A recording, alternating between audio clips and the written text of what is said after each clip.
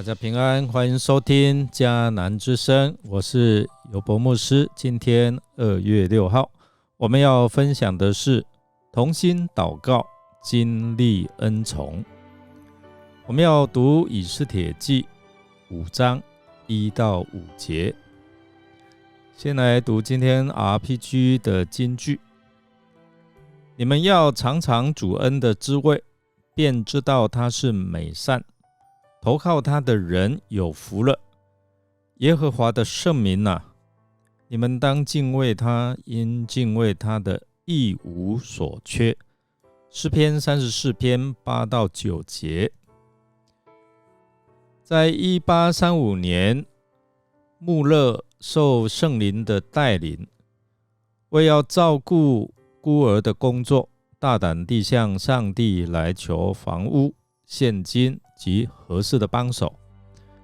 穆勒他的信心祷告得到上帝的祝福。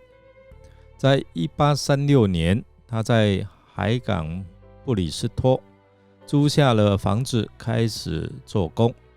之后陆续创办了5所孤儿院，先后他养育了近1万名的孤儿。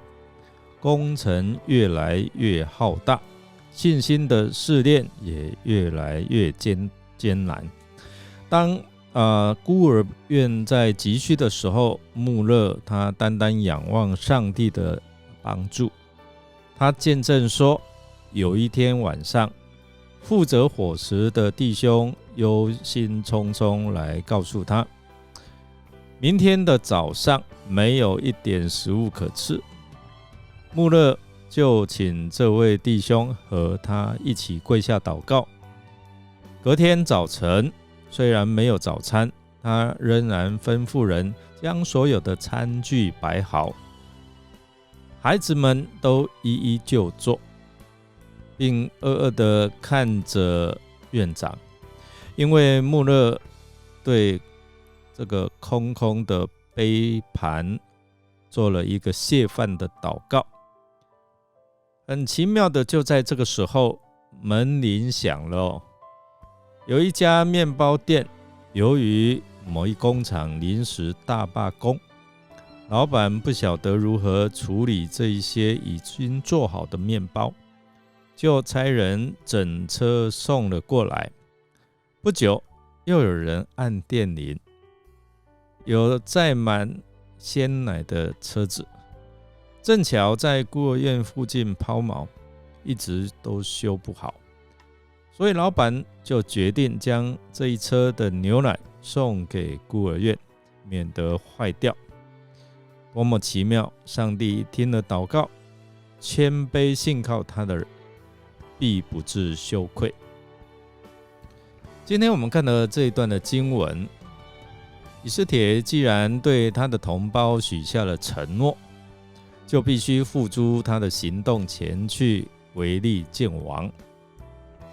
我们需要注意的重点是，即使他显然已经为此做了周全的准备，但仍然无法掌控结果。以斯帖的智慧在于他将对上帝旨意的委身，以及与王周旋的谨慎计划合而为一。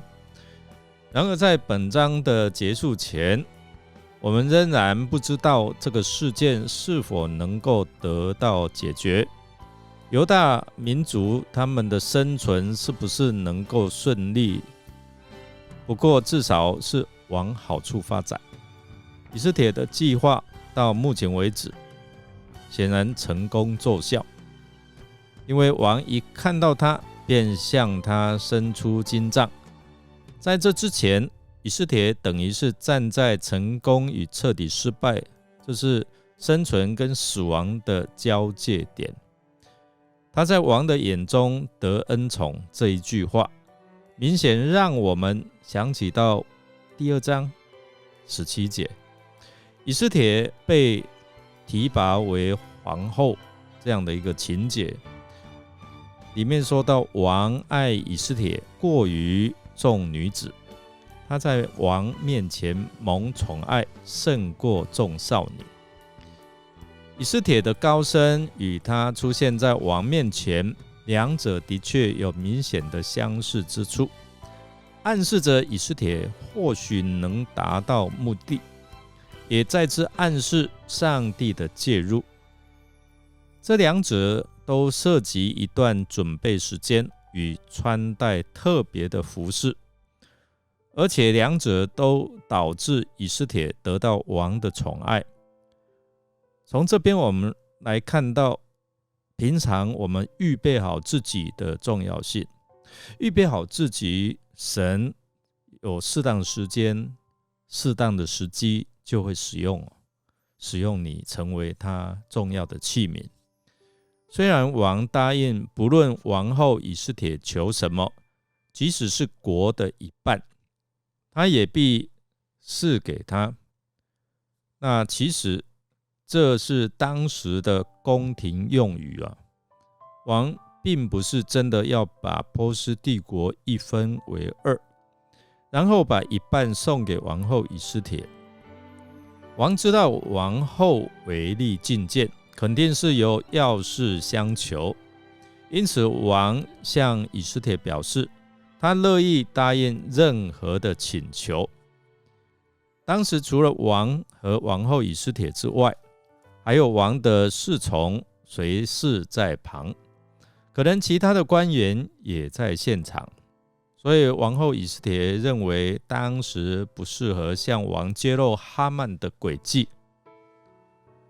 加上波斯王族喜爱宴客，所以我们看到王后以斯帖，他就邀请了王，还有叫王来邀请哈曼前来参加他所预备的筵席。以斯帖明白上帝有他成就的时候，不能够操之过急。台语说假紧会弄破碗，到时候就功亏一篑。我们虽然迫切祷告，但也有时候要等待。如同加拉太书5章5节所说，至于我们是靠着圣灵，凭着信心等候所盼望的义。救恩如何因着圣灵的运行并人的信心而在人身上产生的功效，照样盼望的实现也因着圣灵的大能和我们坚持不放弃的信心。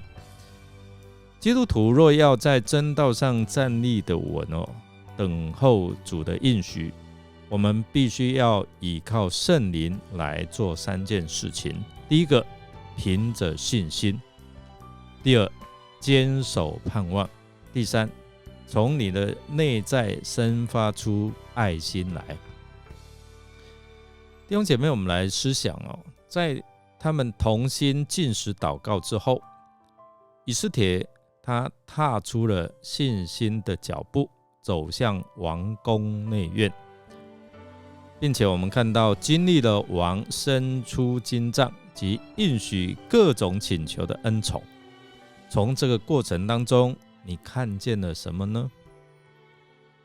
让我们一起来祷告。亲爱的天父上帝，你是慈爱信实的神，你是垂听人祷告并以慈爱来回应的神。我们感谢你，在过去1年当中，我们经历了你许许多多的恩典。我们恳求你，在当我们面对我们人生的艰难，求你赐给我们有面对艰难的勇气和信心，也帮助我们能够经历你应许的盼望，并赐给我们有智慧，无论我们今日的职分和角色是什么，我们都求你使用我们的生命，成为众儿女的祝福。愿你的旨意成就在我们的身上，也愿我们能够让主来使用，成为这世代的祝福。我们这样祷告，是奉靠主耶稣基督的圣名求，阿们。感谢您的收听，如果您喜欢我们节目，欢迎订阅并且分享。我是尤伯牧师，祝福您一天都充满平安、喜乐、健康、蒙福。我们下次再见哦。